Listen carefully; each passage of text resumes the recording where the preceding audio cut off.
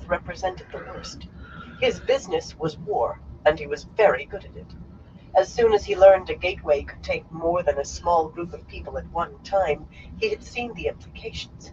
Even the great walls of Tar Valon, beyond the range of any siege catapult not on a barge, and worked with the power till the largest catapult could not mark them in any case, might as well be made of paper against an army that could travel.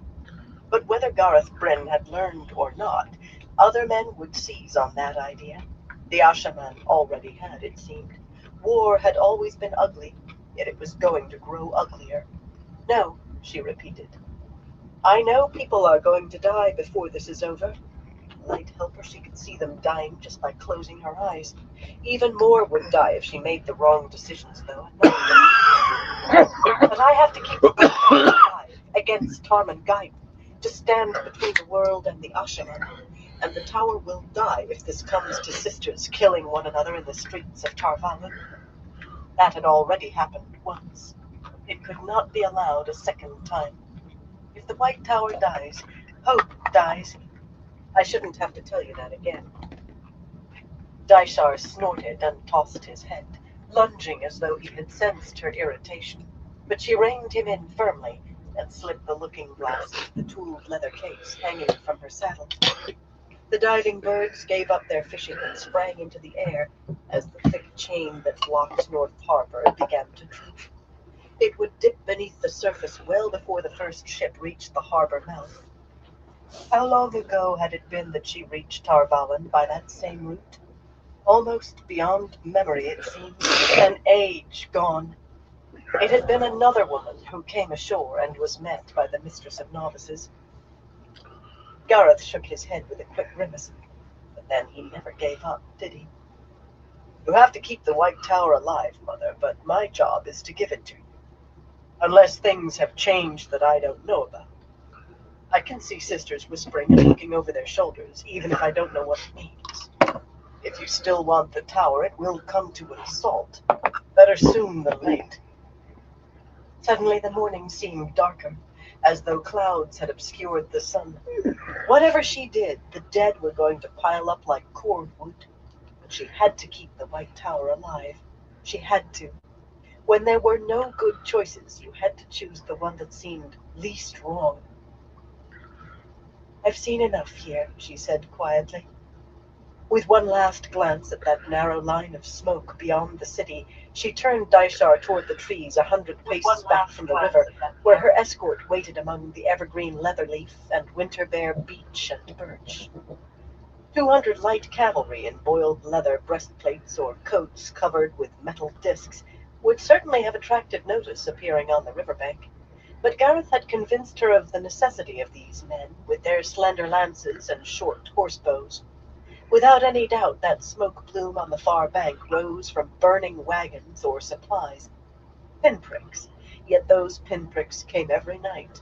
Sometimes one, sometimes two or three, till everyone looked for smoke first thing on rising.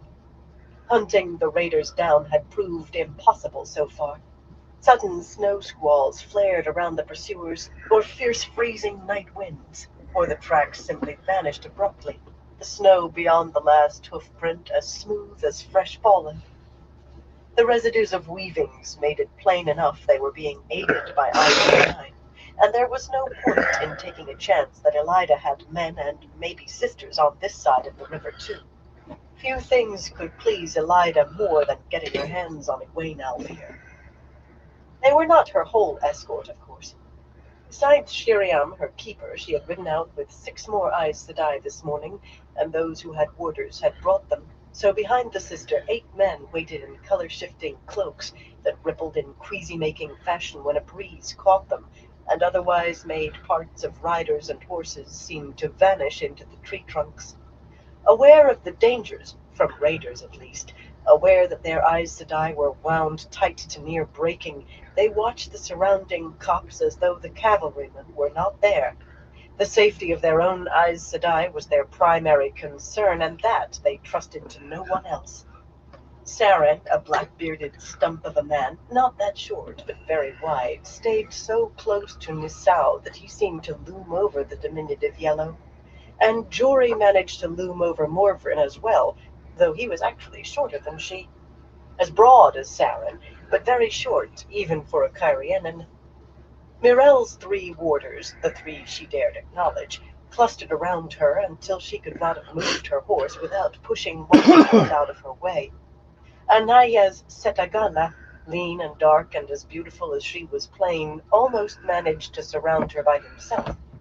And Tervail, with his bold nose and scarred face, did the same with Bayanin. Harlinia had no warder, not unusual for a white, but she studied the men from the depths of her fur-lined cowl as if thinking about finding one. Not too long ago, Egwene would have hesitated to be seen with those 6 women. They and Shiriam had all sworn fealty to her for various reasons, and neither they nor she wanted the fact known or even suspected. They had been her way to influence events, to the extent that she could, when everyone thought her no more than a figurehead. A girl Amerlin the hall of the tower could use as it wished, and no one listened to. The hall had lost that illusion when she brought them to declare war on Elida, finally admitting what they had been about since the day they had fled the tower in the first place. But that only made the hall and the Ajas worry over what she would do next, and try to figure out how to make sure that whatever it was met with their approval. The sitters had been very surprised when she accepted their suggestion of a council, 1 sister from each Aja, to advise her with their wisdom and experience. Or perhaps they thought her success with the declaration of war had gone to her head. Of course, she had just told Morvrin and Anaya and the others to make sure they were the sisters chosen, and they retained enough prestige within their Ajas to manage it. Just. She had been listening to their advice, if not always taking it, for weeks by that time. But now there was no longer any need to arrange furtive meetings or pass messages in secret. It seemed, however, that there had been an addition to the party while Egwene was staring at the tower.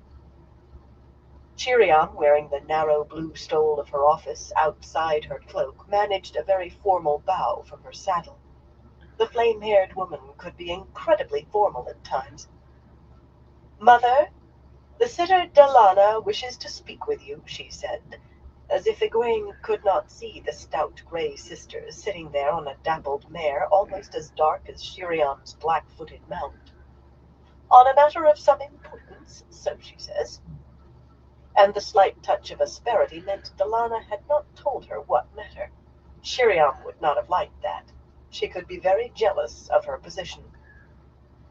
"In private, if you please, Mother," Dalana said, pushing back her dark hood to reveal hair nearly the color of silver.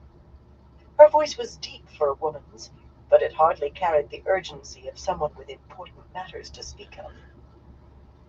Her presence was something of a surprise. Dalana often supported Egwene in the hall of the tower when sitters were quibbling over whether a particular decision actually concerned the war against Elida. That meant the hall was required to support Egwene's commands as if they had stood Hey, free weed man, how you doing? even the sitters who Full moon? did not I don't know. like that little fact, Probably. which made for endless quibbling. They wanted to pull Elida down, yet left to themselves, the hall would have done nothing but argue. Truth to tell, though, Delana's support was not always welcome. One day she could be the very image of a grey negotiator seeking consensus, and the next so strident in her arguments that every sitter within hearing got her back up. She had been known to set the cat among the pigeons in other ways, too.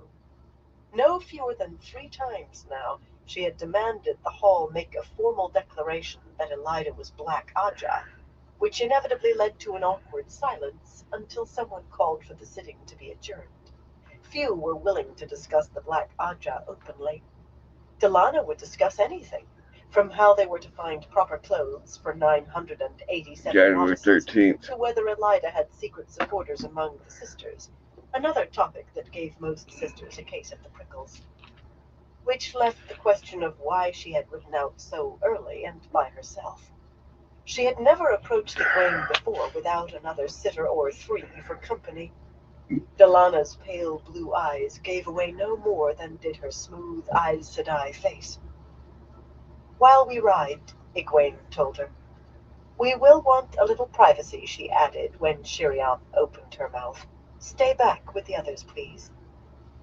The keeper's green eyes tightened in what might almost have been anger. An efficient keeper, and eager with it, she had pinned her hopes on Egwene and made little secret that she disliked being excluded from any meeting Egwene had. Upset or not, she bowed her head in acceptance with only a small hesitation. Shiriam had not always known what she commanded, but she did now. Yeah, it warmed up for us The too. land tended upward from the river Aranon. It's not just that we're until supposed to be the getting another city cold rising front in toward the too. monstrous peak that loomed to the west, so massive it seemed to mock the named mountain. Dragon Mount would have towered above everything else, even in the spine of the world. In the relatively flat country around Tarvalon, its white-capped crest seemed to reach the heavens, especially when a thin thread of smoke was streaming away from the jagged top as it was now. A thin thread at that height would be something else entirely close at hand.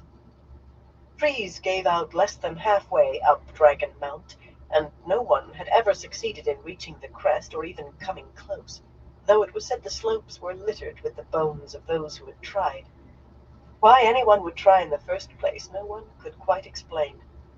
Sometimes the long evening shadow of the mountain stretched all the way to the city.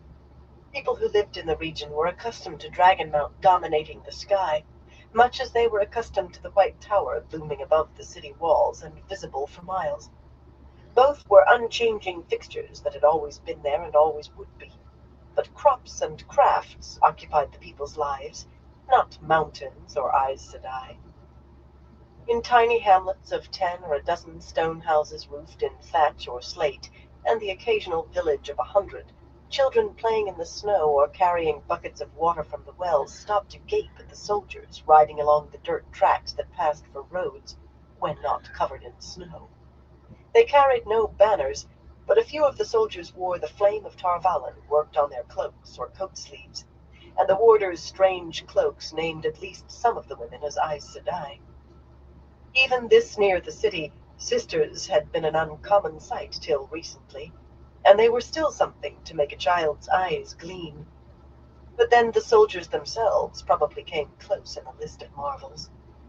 The farms that fed Tarvalon covered most of the land, stone-walled fields surrounding sprawling houses, and tall barns of stone or brick, with copses and coppices and thickets of trees between, and groups of farm children often ran a little distance parallel to the line of travel, leaping across the snow like hares.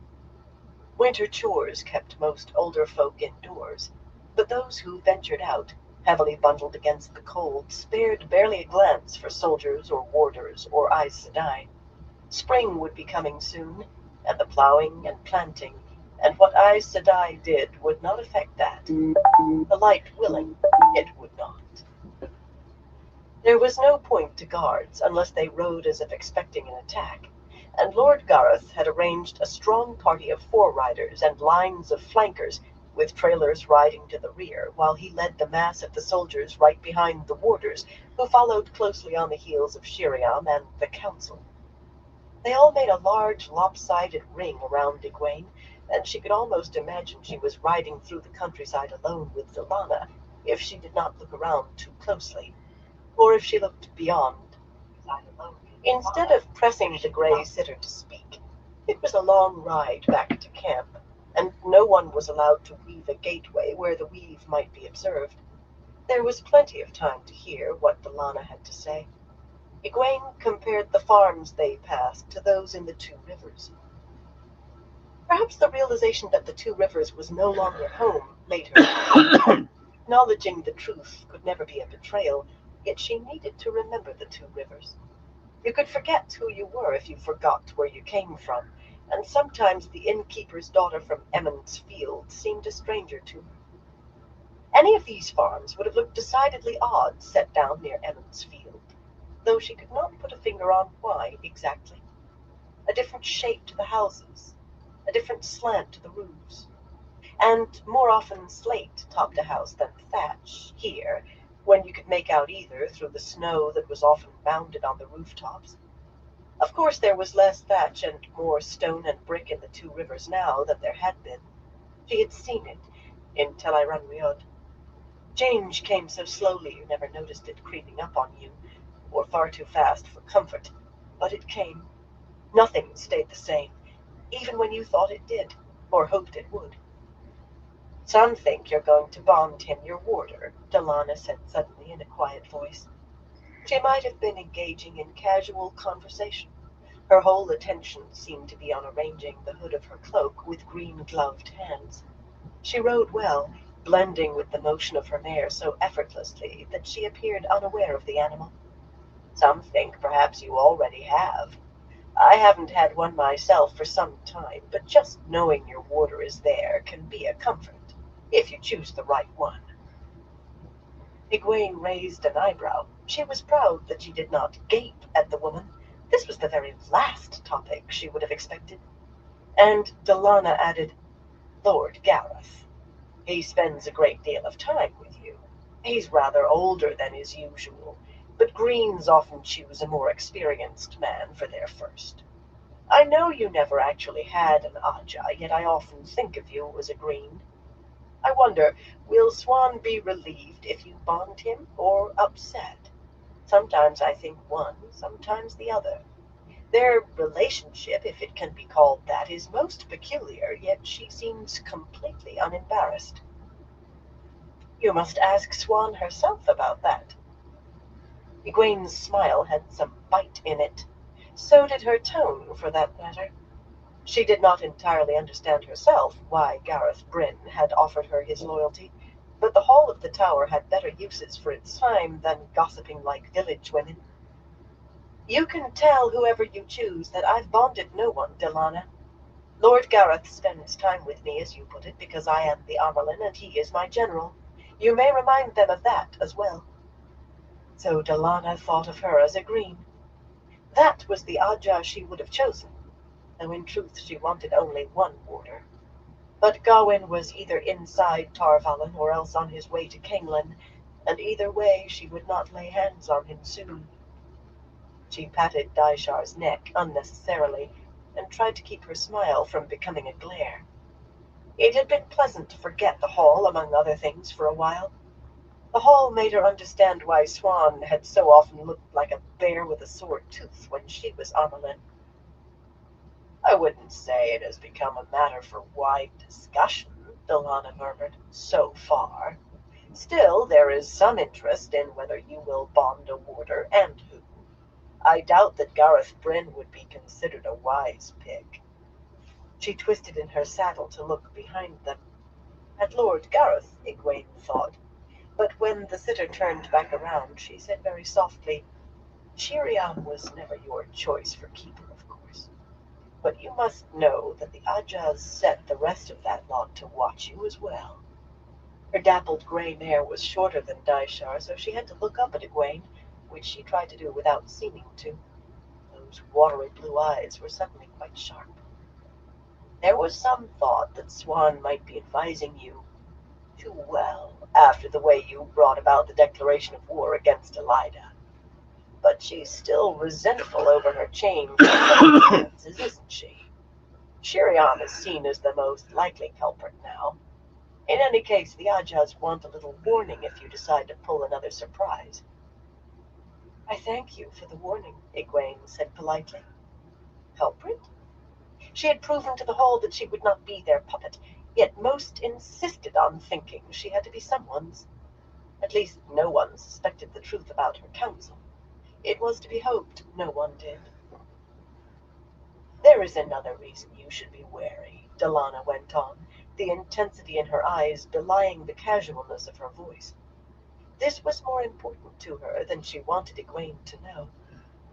You may be sure that any advice one of them gives you comes straight from the head of her Aja, and as you know, the head of an Aja and its sitters don't always see eye to eye. Listening too closely could put you at odds with the hall. Not every decision concerns the war, remember, but you will surely want some of those to go your way. An Amerlin should listen to every side before making any decision, Egwene replied. But I'll remember your warning when they advise me, daughter. Did Delana think she was a fool? Or perhaps the woman was trying to make her angry. Anger made for hasty decisions and rash words that sometimes were hard to take back. She could not imagine what Delana was aiming at, but when sitters could not manipulate her one way, they tried another. She had gotten a great deal of practice in sidestepping manipulation since being raised Amerlin. Taking deep, regular breaths, she sought the balance of calm and found it. She had entirely too much practice at that, too, of late. The gray looked up at her past the edge of her hood, her face utterly smooth, but her pale blue eyes were very sharp now, like augers. You might inquire what they think on the subject of negotiations with Elida. Mother. Egwene almost smiled. The pause had been very deliberate. Apparently Delana disliked being called daughter by a woman younger than most novices, younger than most who had come from the tower, let alone the newest. But then Delana herself was too young to be a sitter, and she could not hold her temper as well as the innkeeper's daughter. And why would I ask that? Because the subject has come up in the hall in the last few days. Not as a proposal, but it has been mentioned very quietly by Varilyn, and by Takima, and also by Magla. And Faisal and Soroya have appeared interested in what they have had to say. Calm or no calm, a worm of anger suddenly writhed inside Egwene, and crushing it was no easy task. Those five had been sitters before the tower was broken, but more importantly, they were divided between the two major factions struggling for control of the hall. In reality, they were divided between following Ramonda or Lelaine, yet that pair would oppose one another if it meant they both drowned. They also kept an iron grip on their followers. She might believe the others had been panicked by events, but not Ramonda or Lelaine. For half a week now, talk of Elida or retaking the tower had been all but overwhelmed by worried conversations over that impossibly powerful, impossibly long eruption of the power. Nearly everyone wanted to learn what had caused it, and nearly everyone was afraid to learn. Only yesterday had Egwene been able to convince the hall that it must be safe for a small party to travel to where that eruption had been. Even the memory was strong enough for everyone to pinpoint exactly where it had been. And most sisters still seemed to be holding their collective breath until Akaran and the others returned. Every Aja had wanted a representative, but Akaran had been the only Aes Sedai to push forward. Neither Lelaine nor Ramonda seemed concerned, however. Violent and prolonged as the display had been, it also had been very far away, and no harm done that they could see. If it was the Forsaken's work, as seemed certain, the chance of learning anything was vanishingly small, and the possibility that they could do anything to counter it even smaller. Wasting time and effort on impossibilities was senseless when an important task lay right in front of them. So they said, gritting their teeth over finding themselves in agreement. They did agree that Elida must be stripped of the stolen staff, though, Ramonda with almost as much fervor as Lelaine, and if Elida unseating a former Blue as Amerlin had enraged Lelaine, Elida's proclamation that the Blue Aja was disbanded had made her near rabid. If they were allowing talk of it made no sense. The last thing Egwene wanted was for Delana or anyone else to suspect that Shiriam and the others were more than a set of sheepdogs set to watch her, but she summoned them with a sharp call.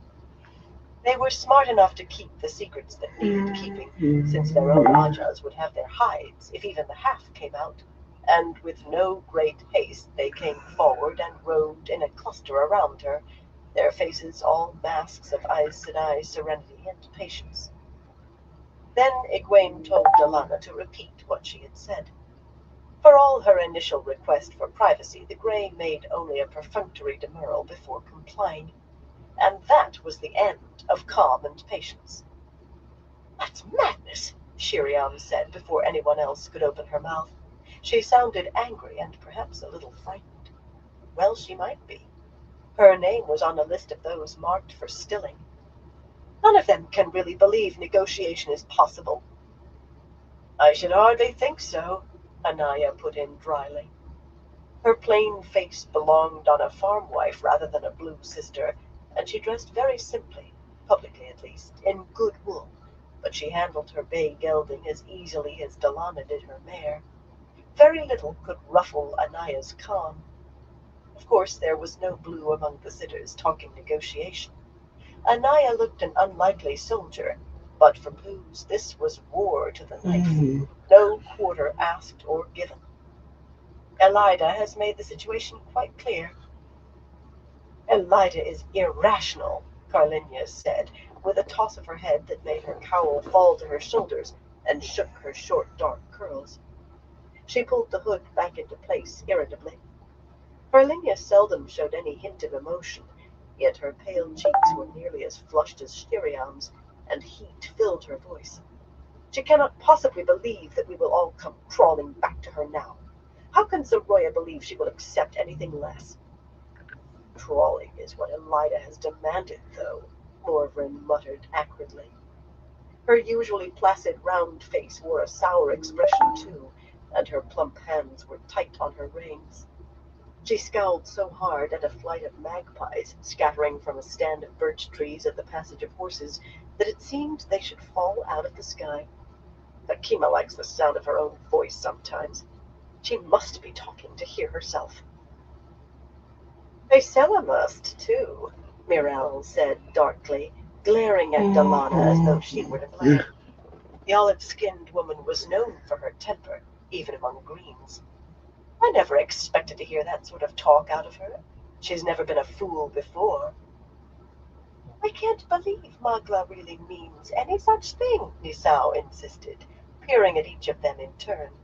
She just can't. For one thing, much as I hate to say it, Ramonda has Magla so tight under her thumb that Magla squeaks whenever Ramonda speaks. And the only doubt Ramonda has is whether Elida should be birched before she's exiled.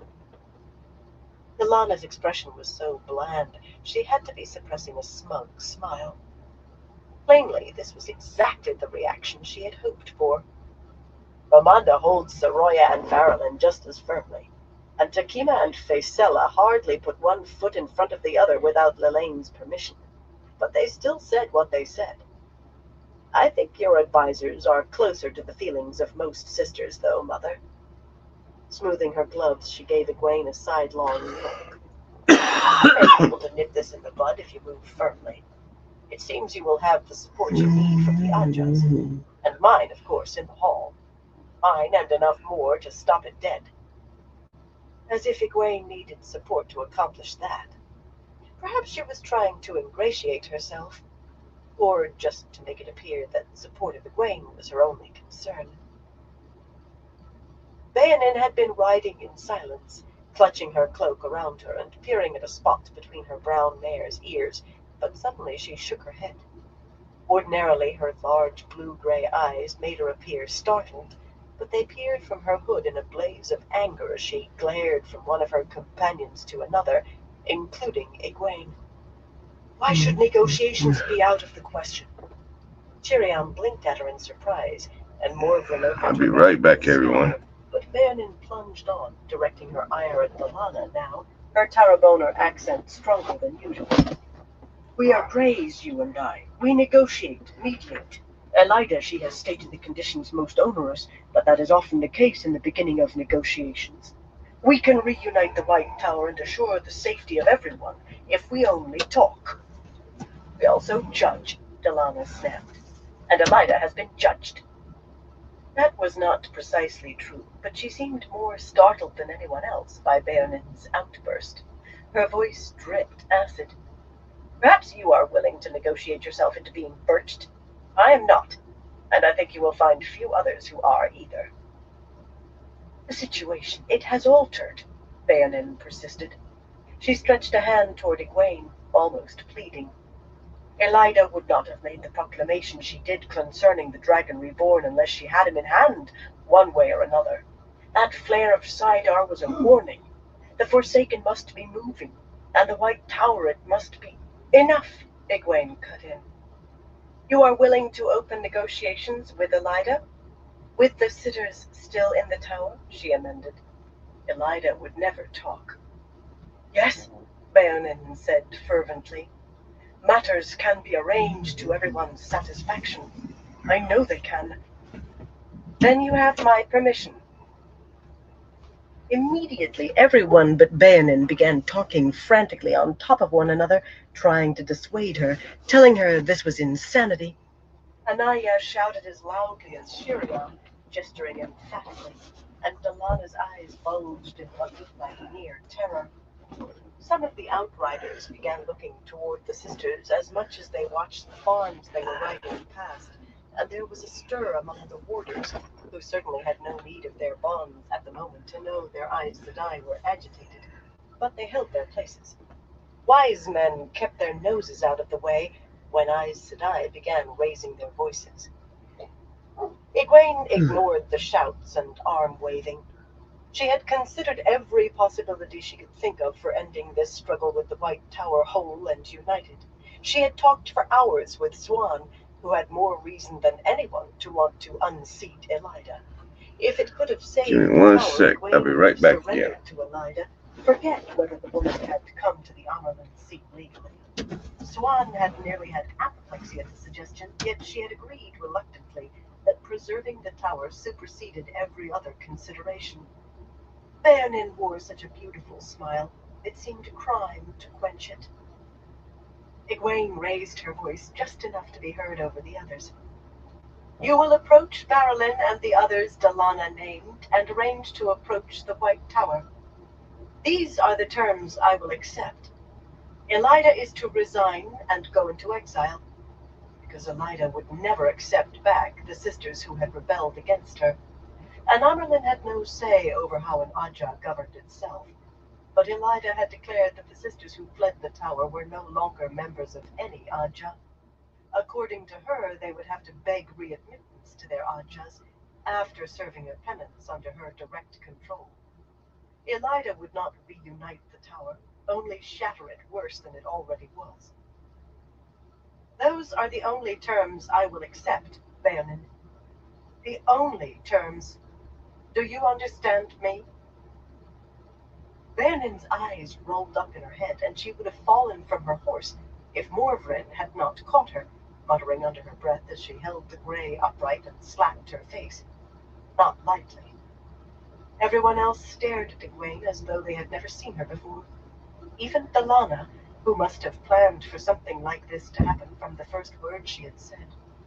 They had come to a halt with Baonin's fainting fit, and the ring of soldiers around them drew up at a shouted command from Lord Gareth. Some stared toward the Aes Sedai, their anxiety plain even with their faces hidden behind the bars of their helmets. It's time to get back to camp, Egwene said calmly. What had to be done had to be done. Perhaps surrender would have healed the tower, but she could not believe it. And now it might come down to Aes Sedai facing one another in the streets of Tar Valon, unless she could find a way to make her plan succeed. We have work to do, she said, gathering her reins, and there isn't much time left. She prayed there was enough. Chapter 17. Secrets. Once Delana was sure that her noxious seed had taken root, she murmured that it would be if they were not seen arriving back at the camp together, and slipped away, pushing her mare to a quick trot through the snow, and leaving the rest of them to ride on in uneasy silence, except for the crunch of the horses' hooves. The warders maintained their distance behind, and the escorting soldiers had their attention back on the farms and thickets, without so much as a glance toward the Aes Sedai that Egwene could see now. Men never knew when to keep their mouths shut, though. Telling a man to be quiet only made him gossip all the harder, just to close friends he could trust, to be sure, as if they in turn did not tell everyone who would listen. The warders might be different. Aes Sedai always insisted they were, those who had warders, but no doubt the soldiers would talk of sisters arguing, and no doubt they would say Delana had been sent off with a flea in her ear. The woman had planned this very carefully. Worse than fireweed or strangler vine could grow if that seed was allowed to sprout. But the gray sitter had sheltered herself from blame very neatly. Truth almost always did come out in the end, but by the end truth was often so wrapped around with rumors and speculation and absolute lies that most people never did believe it. I trust I don't have to ask whether any of you had heard about this before. Wayne said that quite casually, seemingly studying the countryside as they rode, but she was pleased when everyone denied it outright with considerable indignation, including Bayanin, who was working raw and glaring at Morfra. Egwene trusted them as far as she dared. They could not have given her their oaths without meaning to hold to every word, not unless they were Black Aja, a niggling possibility that accounted for most of her caution. Yet even oaths of fealty left room for the most loyal people doing the worst possible thing in the belief that it was in your best interest. And people who had been coerced into their oaths could be adept at spotting the gaps and leeways. The real question, she continued, is what was Delana after? She had no need to explain, not for these women, every one experienced in the game of houses. If all Delana had wanted was to stop negotiations with Elida while keeping her own name out of it, she could simply have spoken to Egwene alone at any time. Sitters needed no excuse to come to the Amerlin's study. Or she could have used Talima, who slept on a pallet in Egwene's tent most nights, despite being Delana's secretary. Egwene was troubled with headaches, and some nights only Halima's massages could soothe them so she could sleep.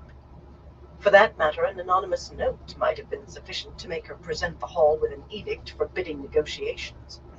The touchiest quibbler would have to admit that talks to end the war certainly touched on the war.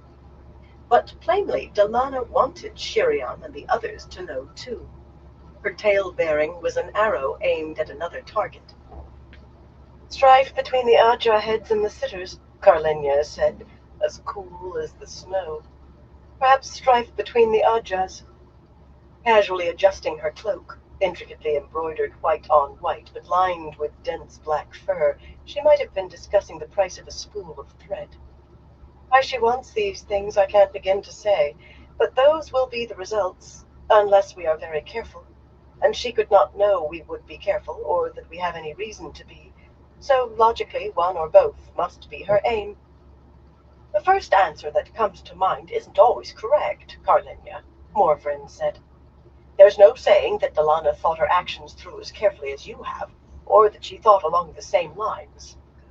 Stout Brown believed more in common sense than logic, or so she said, but in truth she seemed to blend the two, a combination that made her very hard-headed and suspicious of quick or easy answers, which was not a bad thing to be. Delana may be trying to sway some among the sitters on some issue that's important to her. Maybe she hopes to get Elida declared Black Aja after all.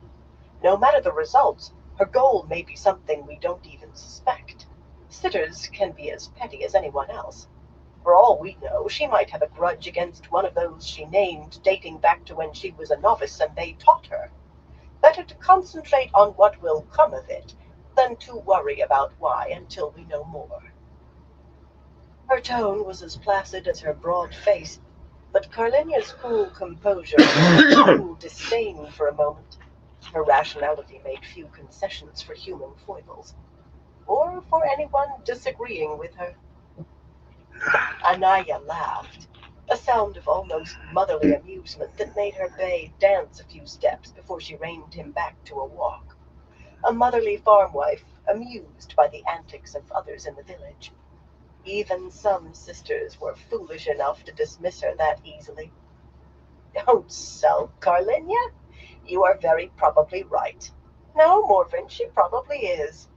In any event, I believe we can squash any hopes she has for discord. That did not sound amused at all. No Blue was amused by anything that might hamper pulling Elida down. Mirel gave a savage nod of agreement, then blinked in surprise when Misao said, "Can you afford to stop this, Mother?" The tiny fellow did not speak up often. I don't mean whatever Delana is trying to do. If we can settle on what that is, she added quickly, making a gesture at Morvrin, who had opened her mouth again.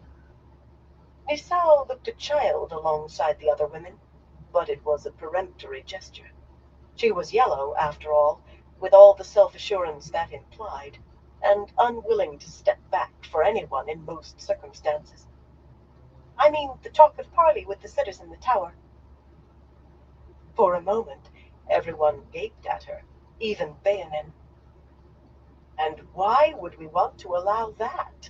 Anaya said, finally, in a dangerous voice. We didn't come all this way to talk to Elida. She was a farm wife with a cleaver hidden behind her back and a mind to use it now. Nisao looked up at her and sniffed dismissively. I didn't say we wanted it. I asked whether we dare stop it. I hardly see the difference. Hey, Chris, how you Tyrion's doing? voice was icy and her face pale. With anger, Egwene thought, but it might have been fear. Then think for a while and you might see it, Nisao said dryly. Dry the way a knife blade was dry, and equally cutting. At present, talk of negotiations is limited to 5 sitters and very quiet. But will it remain so? Once word spreads that Oh, talks that's were good, proposed Chris. and rejected, how long before despair sets in? No, hear me out. We all set off full of righteous fury for justice. Yet here we sit, staring at the walls of Tarvalon, while Elida sits in the tower. We've been here nearly 2 weeks, and for all Welcome. anyone can see, we may be here 2 years or 20. The longer we sit with nothing happening, the more sisters will start making excuses for Elida's crimes.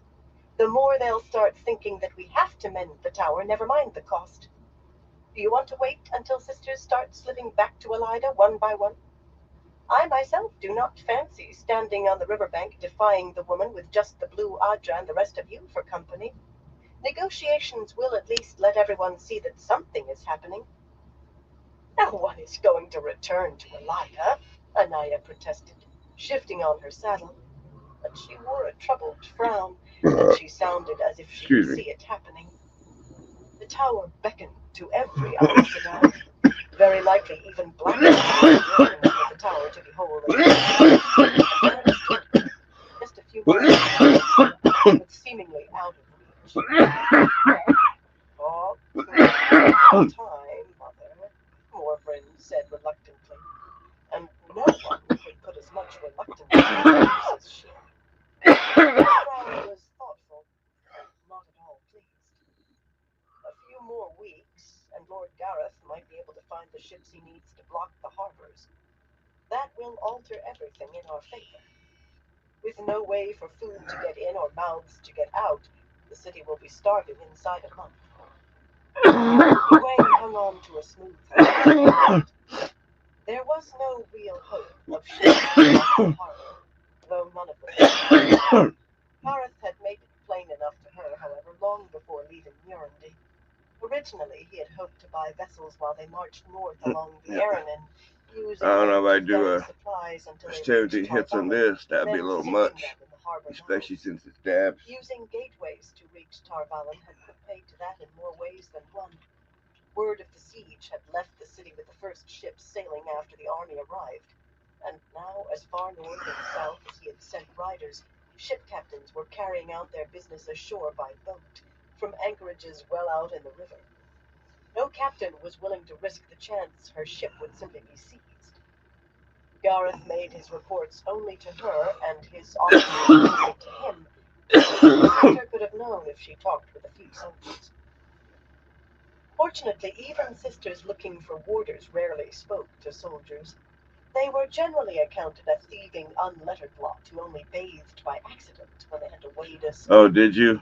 Not the kind of man That'll any happen on sister spent Hash. time with except when compelled to. It made keeping secrets easier, and some secrets were essential, including, sometimes, secrets kept from those seemingly on your side.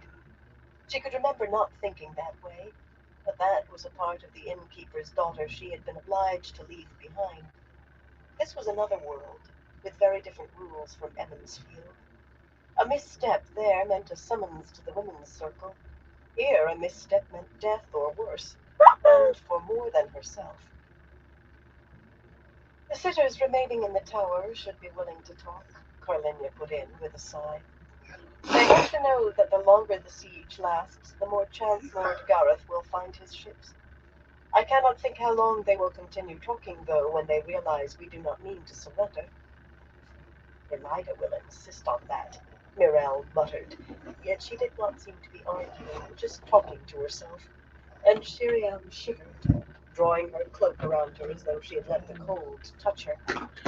Only Bayanin looked happy, sitting eager and upright in her saddle, dark honey hair framing a wide smile inside her hood. She did not press her case, however. She was good at negotiation, so everyone said, and knew when to fight. I did say you could begin, Egwene said.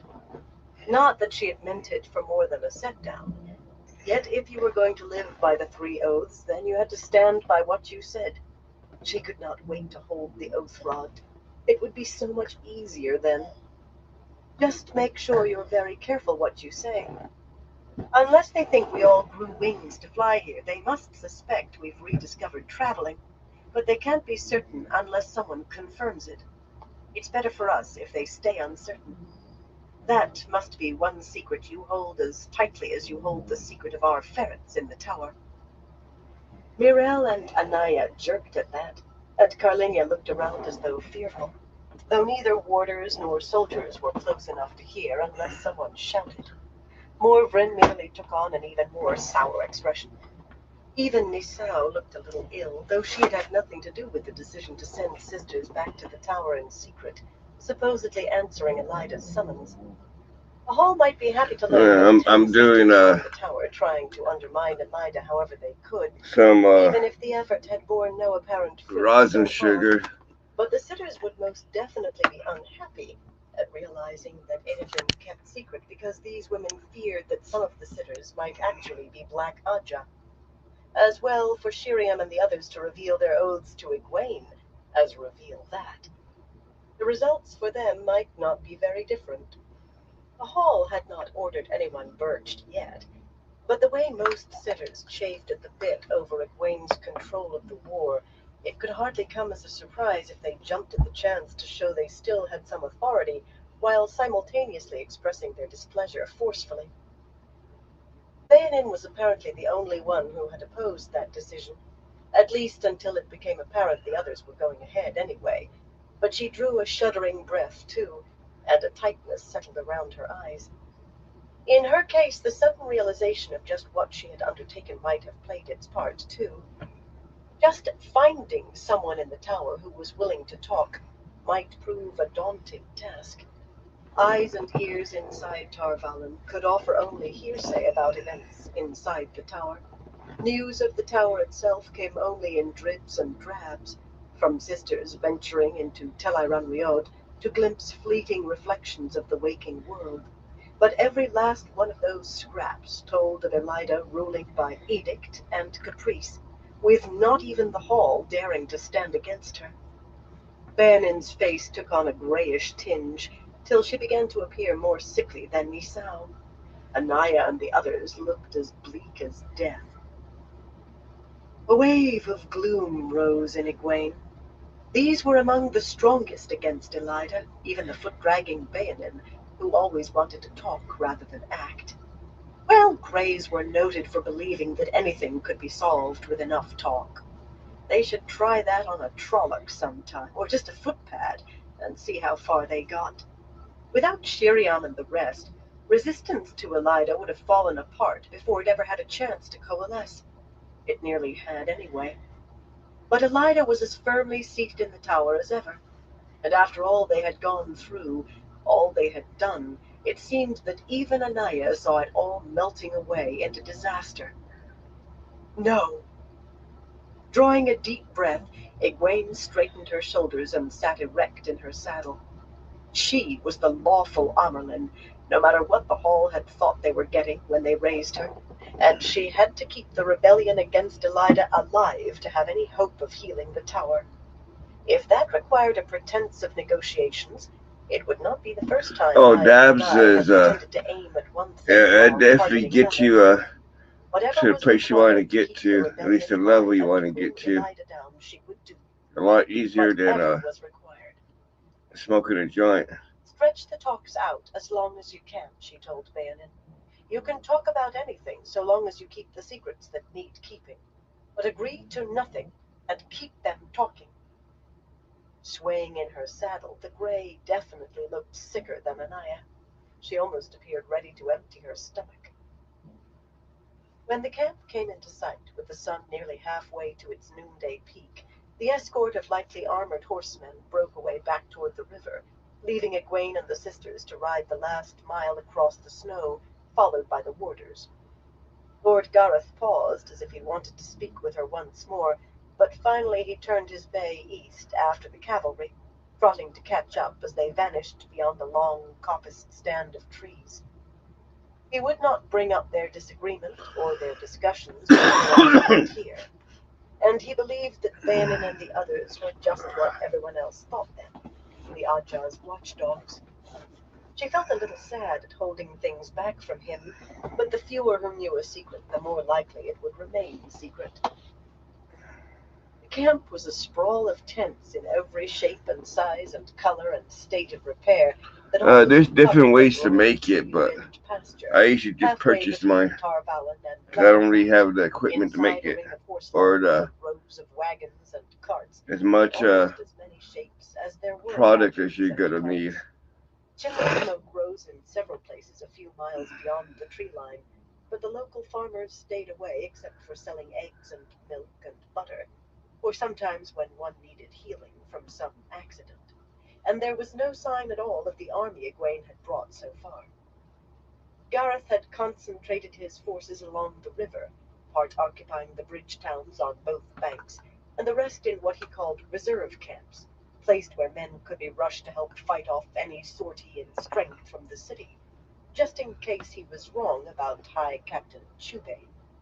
Always consider the possibility your assumptions are wrong, he had told her. No one objected to his placements, of course. Not in general, anyway. Any number of sisters were ready to nitpick the details, but holding the bridge towns was the only way to besiege Tar Valon, after all. By land it was. And a good many Aes Sedai were pleased to have the soldiers out of sight, if not out of mind. 3 warders in color-shifting cloaks came riding out from the camp as Egwene and the others approached, one of them very tall and one quite short, so they seemed arranged in steps. Making their bows to Egwene and the sisters, nodding to the warders behind, they all had that dangerous look of men so confident that they had no need to convince anyone how dangerous they were, which somehow made it all the more evident. A warder at his ease and a lion resting on a hill, so went an old saying among Aes Sedai. The rest of it was lost in the years, but there really was no need to say more. The sisters were not entirely complacent about the safety of even a camp full of Aes Sedai under the circumstances. Warders patrolled closely for miles in every direction, lions on the prowl. Anaya and the others, all but Shiriam, scattered as soon as they reached the first row of tents beyond the wagons. Each would be seeking out the head of her Ajah, ostensibly to report on Egwene's ride to the river with Lord Gareth, and, more importantly, to make sure those Ajah heads knew that some of the sitters were talking about negotiations for Elida, and that Egwene was being firm. It would have been easier if she knew who those women were, but even oaths of fealty did not stretch to revealing that. Mirelle had nearly swallowed her tongue when Egwene suggested it. Being dropped into a job without training was hardly the best way to learn it, and Egwene knew she had oceans to learn yet about being Amyrlin. Oceans to learn and a job of work to do at the same time. "If you will forgive me, Mother," Shiriam said, when Bayanin, the last to go, vanished among the tents, trailed by her scar-faced warder. "I have a table piled high with paper." The lack of enthusiasm in her voice was understandable. The keeper's stole came along with ever-growing stacks of reports to be sorted and documents to be prepared. Despite her zeal for the rest of the job, which in this case was to keep the camp running, Shiriam had been heard to mutter fervent wishes, when confronted by yet another mound of papers, that she was still mistress of novices. Still, as soon as Egwene gave permission, she booted her black-footed dapple to a trot, scattering a covey of workmen in rough coats and mufflers wrapped around their heads, who were carrying large baskets on their backs. One fell flat on his face in the half-frozen muck that passed for a street. Shiriam's Arinvar, a slim Carianan with graying temples, paused long enough to make sure the fellow was getting to his feet, then spurred his dark bay stallion after her, leaving the workman to his curses, most of which seemed to be directed at his companion's laughter. Everyone knew that when an Aes Sedai wanted to go somewhere, you got out of the way. What had spilled out of the fellow's basket onto the street caught Egwene's eye and made her shiver. A tall heap of meal, crawling with weevils, till it seemed there were as many moving black specks as meal. The men must all have been carrying ruined meal to the midden heaps. There was no use bothering to sift anything that infested. Only someone who was starving could eat it. Too many baskets of meal and grain had to be disposed of every day. For that matter, half the barrels of salt pork and salt beef opened for use stank, so that there was nothing to be done except bury them. For the servants and workmen, at least those who had experience of camp life, that was nothing new. A little worse than usual, but not unheard of. Weevils could appear any time, and merchants trying to stretch their profits always sold some rotting meat along with the good. Among the Aes Sedai, though, it was cause for deep worry. Every barrel of meat, every sack of grain or flour or meal had been surrounded by a keeping as soon as bought, and whatever was woven into a keeping could not change until the weave was removed. But still the meat rotted and the insects multiplied. It was though Sidar itself was failing. You could get a sister to make jokes about the Black Aja before you could get her to talk about that. One of the laughing men caught sight of Egwene watching them, and nudged the mud-covered fellow, who moderated his language, though not very far. He even glowered as if blaming her for his fall. With her face half hidden by her hood, and the Amerlin's stole folded in her belt pouch, they seemed to take her for one of the accepted, not all of whom had enough proper clothing to always dress as they should, or perhaps a visitor. Women frequently slipped into the camp, often keeping their faces hidden in public until they left again, whether they wore fine silks or threadbare wool. And showing a sour expression to a stranger or an accepted was certainly safer than grimacing at an Aes Sedai. It seemed odd not to have everyone in sight bobbing and bowing. She had been in the saddle since before first light, and if a hot bath was out of the question, water had to be carried in from the wells that had been dug half a mile west of the camp, which made all but the most fastidious or self-absorbed sisters limit themselves. If a long hot soak was not to be had, she still would have liked to put her feet back on the ground, or better yet, put them up on a footstool. Besides, refusing to let the cold touch you was not at all the same as warming your hands at a toasty brazier. Her own writing table would have its pile of paper, too. Last night she had told Shiriam to give her the reports on the state of wagon repairs and the supply of fodder for the horses. They would be dry and boring, but she checked on different areas every day, so she could at least tell whether what people told her was based on fact or wishes. And there were always the eyes and ears reports. What the Ajas decided to pass along to Amerlin's seat made for fascinating reading when compared to what Swan and Liana told her from their agents. It was not so much that there were contradictions, yet what the Ajas chose to keep to themselves could draw interesting pictures. Comfort and duty both pulled her toward her study. Just another tent, really, though everyone called it the Amerlin's study. But this was an opportunity to look around without having everything hastily made ready ahead of her arrival, pulling her hood a little further to better conceal her face, and heels lightly to Daishar's flanks.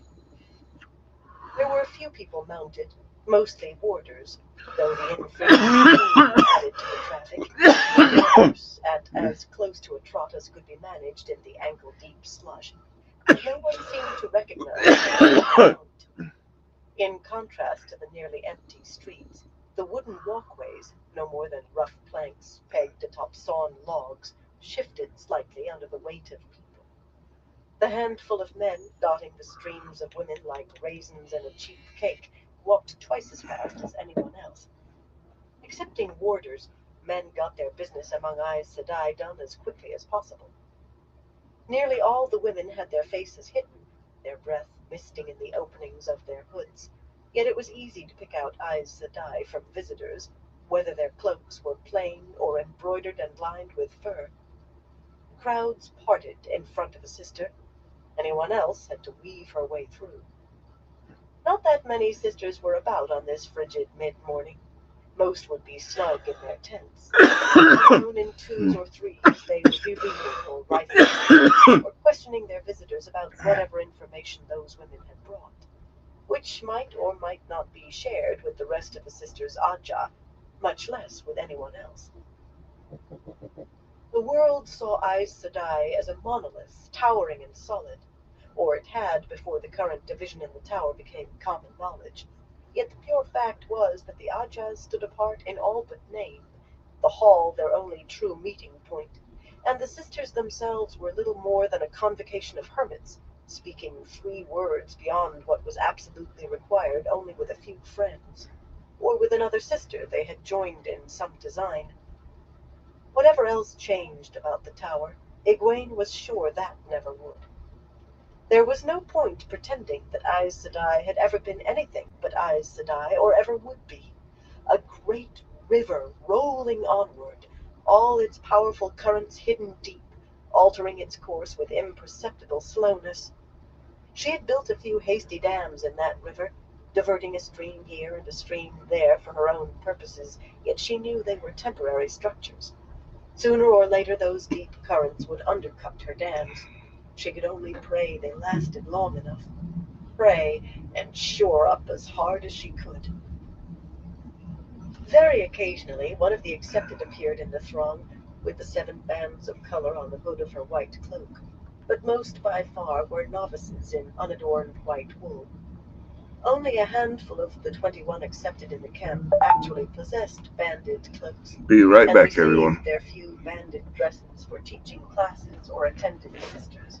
Yet great efforts had been made to see that every novice was dressed in white at all times, even if she only had one change. The accepted inevitably tried to move with the swan-like glide of Aes Sedai, and 1 or 2 nearly managed, despite the tilting of the walkways underfoot. But the novices darted along almost as quickly as the few men, scurrying on errands, or hurrying to classes in groups of 6 or 7.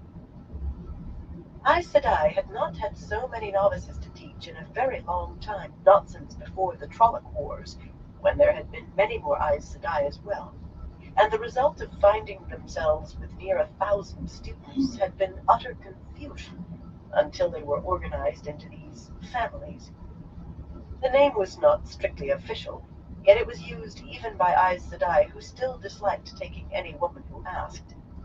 Now every novice knew where she was supposed to be and when, and every sister could at least find out. Not to mention that the number of runaways had declined. That was always a concern for Aes Sedai, and several hundred of these women might well attain the shawl. No sister wanted to lose one of those, or any for that matter, not before the decision was made to send a woman away. Women still slipped off occasionally after realizing that the training was harder than they had expected, and the road to an Aes Sedai's shawl longer, but quite apart from the families making it easier to keep track, running away seemed to be less attractive to women who had 5 or 6 cousins, as they were called, to lean on. Well short of the big square pavilion that served as the hall of the tower, she turned Daishar down a side street. The walkway in front of the pale brown canvas pavilion was empty. The hall was not a place anyone approached without business there, but the much-patched side curtains were kept down without a reason to make the workings of the hall public, so there was no telling who might step out. Any sitter would recognize Daishar at a glance, and some sitters she would as soon avoid even more than others.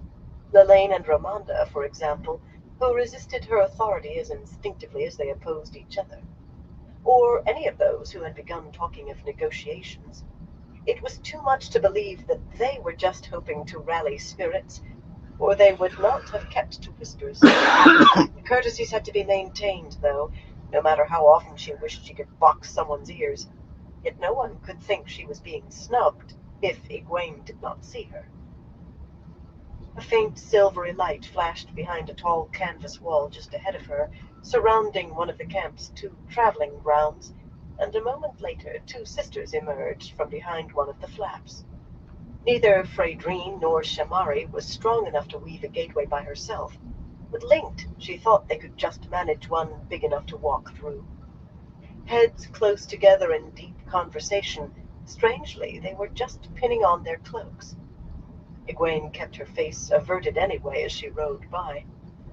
Both of the Browns had taught her as a novice, and Phaedrine still seemed surprised that Egwene was Amyrlin. Lean as a heron, she was quite capable of wading out into the muck to ask whether Egwene needed assistance. Shamari, a vigorous, square-faced woman who looked more like a green than a librarian, was always beyond proper in her behavior. Much beyond. Her deep curtsies, suitable for a novice, carried at least a suggestion of mockery, no matter how smooth her Alright, expression. everyone. Not I'm gonna least call because she Insidious had Life begun for to tonight. curtsy when she saw Egwene 100 paces away. But I want to thank everyone Where for had they stopping been, by, she and wondered? everyone continues to Somewhere stop by. indoors, perhaps. I Or at definitely least appreciate all warmer than y'all's the camp. support. No one really Until kept next track time, of the everyone. season. Y'all stay safe out there.